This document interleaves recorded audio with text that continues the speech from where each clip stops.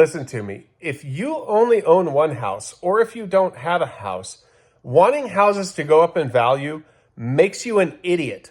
Okay? There is zero benefit to having house prices go up if you aren't an investor or if you're not a realtor or a builder. All right? If you have one house and your house goes up, your property taxes are going up, your homeowner's insurance is going up, cost of repairs is going up, and it's locking you in that house.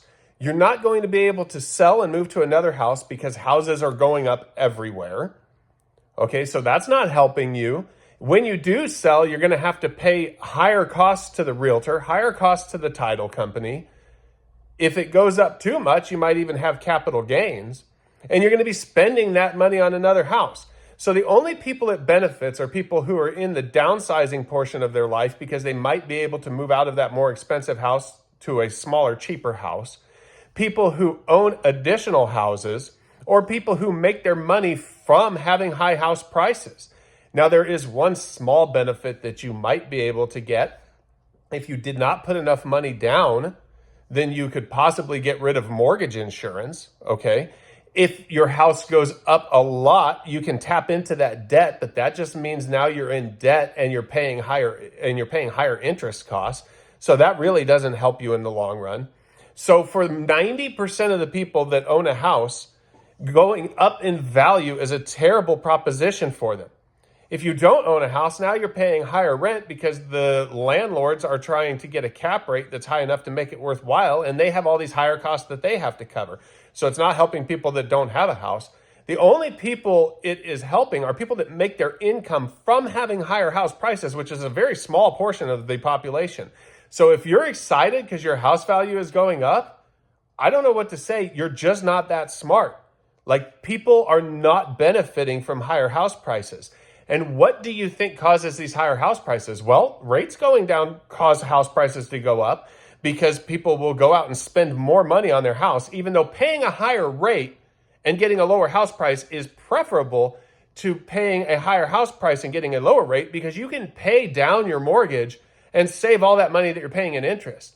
You can't get rid of the actual principal cost of the house without dumping money into it with really no benefit, especially if you're at a low rate, because now you're not getting the benefit of getting a lower interest cost to the degree that you would if the interest rates were high.